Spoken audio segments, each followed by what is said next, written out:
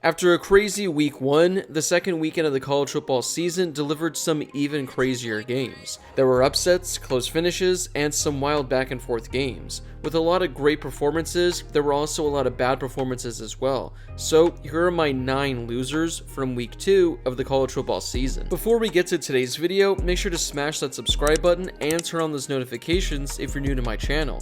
If you're watching this video, odds are that you love college football. And odds are you aren't subscribed to my channel, so make sure to subscribe to one of the best college football communities here on YouTube. I'll be posting college football videos all season, so make sure to hit that subscribe button so you never miss a video. Also, make sure to drop a like on this video as well. It helps out with that YouTube algorithm and helps share the video with more college football fans. Plus, it only takes a second to do. Drop a comment down below and let me know who you thought the biggest loser was from this weekend. With so many games, maybe there was a team I forgot about, so I'd love to hear which team disappointed you guys the most. We started with Texas in our winners video, so we'll start with Alabama for the losers. Even though they won, this was a really disappointing game from Alabama.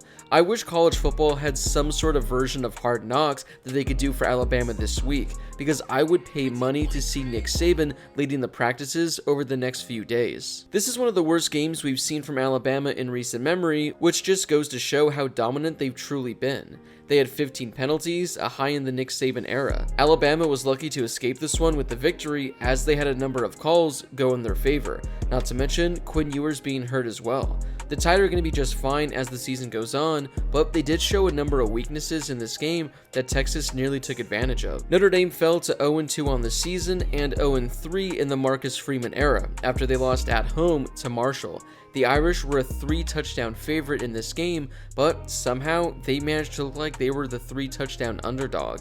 For the second straight game, this offense was essentially non-existent. Tyler Buchner was awful yet again. He completed just over 50% of his passes with 0 touchdowns and 2 costly interceptions. As a team, the Irish rushed for 3.5 yards a carry and weren't a threat on the ground at all. This is an Irish team that just hasn't looked good at all this season. I know many people thought they could be a potential playoff team, but that ship has already sailed. Based on their remaining schedule, there's a likely chance the Irish are going to lose many more games. Texas A&M was another 3-touchdown favorite who fell this weekend, though this one wasn't as bad as some of the other games. Appalachian State is a solid opponent, but this is still an embarrassing loss for the Aggies. A&M had playoff hopes this season, and it's tough to see them making it after this loss. Haynes King didn't even throw for 100 yards against a defense that allowed 60 points the previous week. Yeah, that's not really ideal. With the exception of a kick return for a touchdown, A&M wasn't even really threatening at any other point during the game. When you're supposed to be a top 10 team in the country coming off the greatest recruiting class ever, I'd expect a much better performance. But then again, how many of us are truly surprised that the Aggies have already lost a game? Remember when we all thought we were way too low on Florida entering the season? Well, maybe it turns out we were all right after all. Had it not been for a mishap in that Utah game, the Gators could actually be 0-2 on the season. After their win against the Utes, they were one of the more talked about teams in the entire country, along with quarterback Anthony Richardson. How did they follow that up? Well, by losing to Kentucky by 10 points. Anthony Richardson was horrible as he finished with more incompletions than completions by a wide margin. He also threw 2 costly interceptions, one of which was returned for a pick 6. After running all over Utah last week, Richardson was held to only 4 rushing yards. The Gators really had a chance to add another top 20 win to their resume, but they blew their chance and maybe they're not a threat in the SEC after all. Wisconsin is a team who I thought can make a run at the Big Ten this year. Now, they still can, as this was a non-conference loss, but they lost to Washington State as a 17.5 point favorite. The Cougars are 2-0 on the season, so maybe they're just a good team, but this isn't a great look for the Badgers. We know that their defense is legit, as they held Washington State to only 17 points, 10 first downs, 2.5 yards a carry, all while forcing 3 turnovers. Unfortunately, the offense isn't anything outside of Braylon Allen. He rushed for 100 yards, but Graham Mertz couldn't provide much more. He did throw 2 touchdown passes, but he also barely completed 50% of his passes and had an interception. If they can't get Graham Mertz to step up for better opponents, it might be a long season for the Badgers. This Iowa offense has to be one of the worst we've seen in recent memory. They won last week despite not even scoring a touchdown. Well, they scored a touchdown this week, but that was all they had as they lost to Iowa State 10-7. The crazy thing is, this team would be so damn good if they had any sort of offense. Their defense is fantastic, and their special teams might be the best in all of college football, but they legit do not know how to move the ball. Spencer Petras might actually be the worst quarterback in the entire country. He finished the game with under 100 yards with an interception. He had more incompletions than completions and had a quarterback rating of 12.1. On the ground, the Hawkeyes averaged less than 2.5 yards a carry. For the game, they were 3 of 11 on third down and had 3 turnovers. Luckily, I didn't watch this game, but just seeing highlights on Twitter and having to look at this box score is painful enough.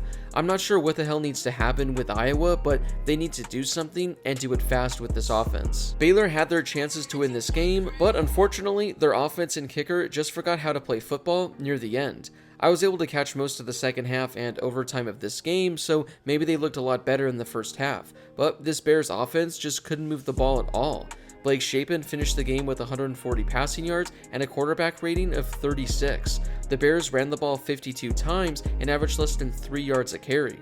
Baylor was a team that was going to be a potential playoff sleeper this season after being in the hunt all of last year, but this loss really hurts their chances. They likely have only one loss to spare the rest of the season, and they have to go through a tough Big 12 schedule.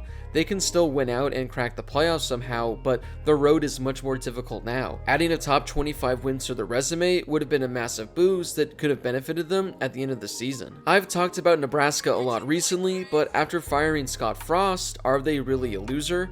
Well, they still lost to Georgia Southern as a 3-touchdown favorite, so the answer is yes.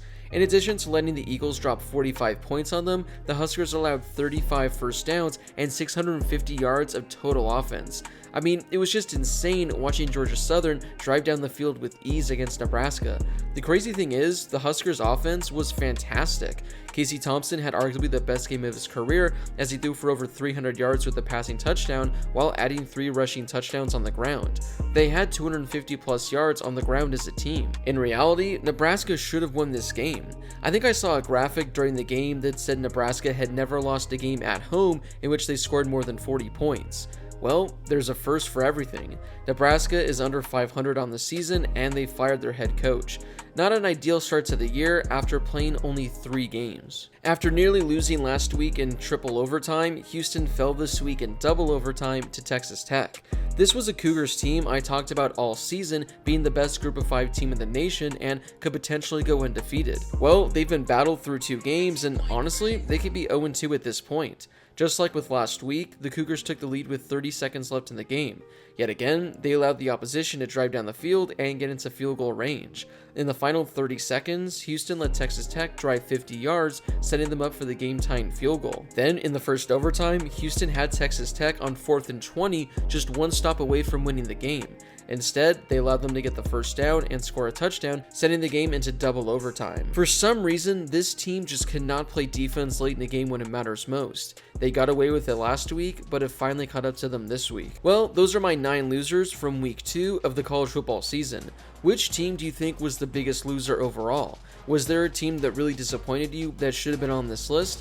Whoever you think it is, let me know in the comment section down below. Before you leave, make sure to smash that subscribe button and turn on those notifications if you're new to my channel. If you love college football, this is definitely the place for you. I'll be posting college football videos every day during the season, so make sure to hit that subscribe button. Also, if you could drop a like on this video, I would greatly appreciate it as well. It helps out with that YouTube algorithm and helps share the video with more college football fans. Plus, it only takes a second to do. As always, thank you guys so much for watching, and I'll see you all in my next video.